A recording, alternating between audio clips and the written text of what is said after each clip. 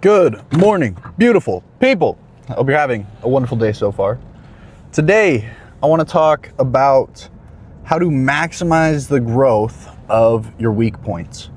So if you haven't been lifting for longer than, 2-3 years, you really don't know what your weak points are. I'm going to be honest with you. I've been lifting for 5, and my coach straight up told me I don't have enough mass to even really classify myself into strong and weak points.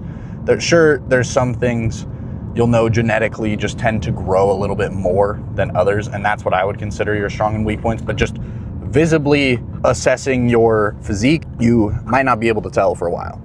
Anyways, even if you don't have a weak point, if there's just something that you want to bring up, this will work. So you want to think about basically every joint action that this muscle can perform. So with something like, we'll do chest, for example. Most people want some big bazongas, myself included, and it's very hard to grow some big bazongas. Again, myself included. Chest is probably my weakest body part. So first is address why it's not growing if we are in a state of why is it a weak point. For a lot of people with things like your chest and with your lats, it's actually because you don't know how to use your scapula. You compensate and you move weird and you can't actually activate the fibers that you're trying to grow. This is a very nuanced problem that I have dealt with, and normally things come in pairs. So when you are looking at your chest, and if your chest and your lats are both lacking, that is a good sign that you suck at moving your scapula. I had to learn, and it's very tough. This is where physio comes in, and you want a good physio, because a lot of physios are complete trash, and it's really hard to find a good one. So if you do, stick with them, and don't be afraid to drop your physio if you think that if things aren't getting better, right? Things should be getting better with a physio. If you have to see your physio twice a week, every week for the rest of your life, they're not doing their job. They're just taking your money. So you need to learn how to actually move your scapula. And a lot of this is going to come down to breathing techniques as well. So do some breath work and scapular mobility. Now, this is not me telling you to go and do just some band work before your workout. This is me telling you to actually learn how to correctly move your scapula. Record your shirtless, preferably, so you can actually see what's going on and see if your scapula moves how it should. For me, I noticed that when I was doing my lat pull downs, my left scapula was not, it was tilting, it was doing some weird stuff. And so I had to really focus and really learn on how to actually move that properly, move my scapula properly. And it takes a lot of work because you're essentially retraining your brain on something that you've been doing for your entire life.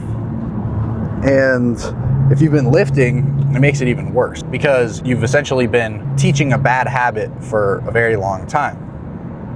So how do we go about fixing our scapula? Well, again, breath work, like I said, working on your diaphragm, doing deep breaths, learning how to control and expand and compress the rib cage. I'm not a huge expansion compression model follower, I guess, but there is merit to some of it. And learning how to glide your scapula around your rib cage. And because it sits on top of it, right? But it's not connected. It's hard to explain. Getting into the nuance is a little bit more than you even really need to know. But some things that can help, right? Everyone just thinks, oh, I have scapular winging. I need to work my traps, or I need to do serratus punches or things like that. I'm sure that might help. But again, if you have a motor pattern that is incorrect, you're not strengthening and loosening muscles around it is not going to help. So stretching and strengthening other muscles isn't going to help if you just don't know how to move properly. So that's the first thing, is you need to learn how to move properly. And that's where a good physio comes in, because they can actually tell you if you're moving properly. It's really hard to do it by yourself. I did it but it took a long time. And it's literally after you do a set, go look, you need to go check your video and then correct based on that. So for example, the thing that I always see is when people are going down in their lat pull down, they're shrugging at the same time. So you're not working your lats more to get that last little bit, because you're moving, the goal of any exercise is to move the origin to the insertion. But if you're moving both the origin and the insertion, then the muscle's not changing length. Yes, movement is happening, but the muscle itself is not contracting. And I see this mainly with lat pull downs, again, because people will shrug forward. So you're moving the scapula up at the same time you're moving it down. So really the lat isn't changing position, isn't changing length. It's just rotating along your rib cage. And that's the huge problem that I see a lot of the time with lat pull downs in general. And then same thing is with your scapula and your chest, because your chest and your lat are essentially just mirrors of each other. They both fan out. They both have essentially an upper, a middle, and a lower, and they're both adductors, right? They both bring the upper arm into the body. And abductors, sorry, adductors, I said it right. Oh, fun fact, if you want a good way to remember if something is, what the difference between adduction and abduction is, you can think of it as adduction is adding to the midline, so that's where we're going in, adding to the midline. And then abduction is we're going away from the midline. And you give this as like abducting a kid. You're taking it away. And that's how I remember it, at least. And then for pronation and supination, I just think of it as supination is like this, because if you're gonna hold soup in your hand, this is how you have to do it. And then pro is just the opposite of that. That's how I remember those terms. If you care, and you probably don't, but if you're watching a lot of content like this, it's helpful to actually know what the fuck the person is talking about. Anyways, how do we fix your scapula? Well, scap pull-ups are one of the best ways to do this. This is where you literally are just hanging and then you do a shrug, but you don't actually move your upper arm at all. It's literally just learning how to move your traps and scapula. So you're just hanging and then you just shrug upward. Doing things like Kelso shrugs will also really help with this. Please, for the love of God, go lighter on your fucking Kelso shrugs. I swear, I see so many people ego lifting your Kelso shrugs because it's easy and it's cool to lift a shit ton of weight. But honestly, that coolness of lifting a shit ton of weight goes away really quick when you have to use plate loaded machines. And it's like, fuck, I just finished this set and now I gotta put away 7, 8 plates. I don't wanna do that. I wanna just be able to get up and go. But anyways, Kelso shrugs, really focusing on just nailing the movement pattern, right? I think people are so obsessed with just moving a shit ton of weight now that they've forgotten what the actual goal is. The goal is not just to move weight. The goal is to drive tension to a target tissue. That's what we want to do. So you can do that ideally with the least amount of weight possible, so we can put the least amount of stress on our joints, because this is a long-term game. Like I said, I've been lifting for 5 years and I'm kind of just getting started. And this is something that we want to be doing for the rest of our lives. If you want to avoid injuries, the smartest way to do it is to actually learn how to use your joints properly, how to move your body properly early, so that way we're not having to break bad habits and then relearn new ones. I'll tell you right now, it would have been a lot easier if I would have, because I know that my scapular dyskinesis, that just means problems with moving your scapula. I know for a fact my scapular dyskinesis would have been a lot easier to fix if someone would have pointed it, if I would have noticed it. I did notice it earlier on in my career. I just thought it was fine because I was like, whatever, I can grow anyways. And then that's part of the reason why my lats are so trash, and probably why my chest is so trash. Again, there's genetics with just certain muscle groups will grow better for other people, muscle bellies, stuff like that. But also just your ability to use that muscle is going to be different. And for me, this is my anecdote of why I think that a frontal plane pull uses the lower lat more than a sagittal plane pull, because, and frontal plane is here, sagittal is here, if you don't know. I think that it uses more of the lower lat. My anecdote is that my lower lats are trash and my frontal plane pulls are where I suck at using my scapula. So that is the main reason that I think it does. Obviously there's other biomechanics and stuff that go into it, but I think that it's going to be more lower lat when you're doing your frontal plane pulls. Anyways, the scap pull-ups will help. Just doing single arm stuff is going to be very helpful if you have one side that doesn't really know how to do it and the other one does. But you need to eventually graduate to doing it bilaterally. So doing it unilaterally will help just with focus. And sorry, fucking fire truck just threw me off of my game. What was I talking about? Oh, scap pull-ups, Kelso shrugs. I really don't think serratus punches. I think serratus punches are honestly extremely overrated for fixing scapular movement. Again, learning breath work, learning how to actually expand and compress your rib cage, because everything is interconnected. That's what you'll learn with your body, right? You're like, how the fuck does my shoulder blade make it so my chest is small? Well, it's crazy how that works. But those are the main things that I did to help. Unilateral work helps, and then build in bilateral work as the unilateral starts to get better. And again, you have to be recording your sets. You have to, because otherwise you have no idea. Your feeling is not going to tell you.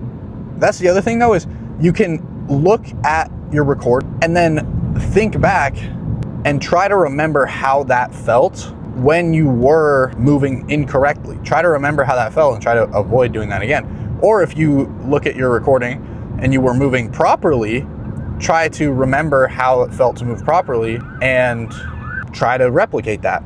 And then same thing with when you do end up moving to bilateral. So for me, it was a really tough challenge. I could do it unilaterally, my scaps would look beautiful, and then I would go to bilateral and it would be trash. And again, people are afraid to fix their scapular movement because they're like, oh, I'm gonna have to use less weight and I'm gonna have to really slow down my form and that's gonna sacrifice gains. You're not gaining muscle anyways because you can't activate the fiber. So learn how to activate the fiber, then worry about growing it. It's not going to grow if it's not active. Only an active fiber is going to grow. Hate to break it to you. So learn how to turn it on and then worry about growing it, right? That's like trying to drive a fucking car before you've put the keys in. You're sitting there, you're like, well, I want to drive my car. And I'm like, that's great, buddy, but you got to fucking put gas in the tank. So that's really. And then the other thing is put it at the beginning of your workout. I think that's pretty obvious at this point, is if you want something to grow and it's a weak point, put it at the beginning of your workout. So run your lat pull downs, your lat work, do it at the beginning when you're fresh. So you have no fatigue. So your brain can just learn how to do the motor pattern with when you're just fully fresh and a fully unfatigued state. And because motor patterns are going to change as you become fatigued. Right? This is why when you are squatting, your brain's really bad at shifting things. So it's really good at accomplishing tasks, but not how you want. So when you're squatting, right, a lot of times, I'm thinking of like a barbell squat, when you do the butt wink, which is where your ass comes out a little bit, that's because your quads are fucking tired and they're fatigued. So they're literally incapable of producing more force. So your brain knows you want to get this weight up, so it's going to start putting more into the glutes. And then the glutes are going to drive up. So that's, you compensate. That's the whole thing of compensation. I don't know, this whole video just feels off and just all over the place, but I hope that there's some value that you're getting from it. But put them first and then try to challenge every single joint action that it has. So for lats, challenge both shoulder extension and frontal plane adduction. Do some scapular plane stuff. For the chest, right? Challenge horizontal adduction. Challenge shoulder flexion. For the delt, challenge them both in the sagittal plane, the frontal plane, and the, sagittal scapular. Did I say scapular? Yeah, sagittal, frontal, and scapular plane. Challenge all of them, because your delt, right, just your side delt is split up into 7 different fucking categories. It's just easier for us to say that's the side delt. But in reality, we just have arbitrary names for muscle groups. So your brain knows how to turn them on by motor units. It would be a pain in the ass to classify every single motor unit, and we don't even know, because there's things like motor unit rotation, motor unit substitution, And a motor unit, for those that don't know, is just a motor neuron in your brain and the fibers that it is attached to, that it turns on. We have the all or nothing principle. So fibers either getting the stimulus or it's not. There's not a dampening effect. It's not like your brain's like, I'm gonna give a little bit of electricity. It's like a light switch. So try to challenge as many different motor units as possible. And we do have some evidence of overlapping motor units. Certain fibers have multiple functions essentially.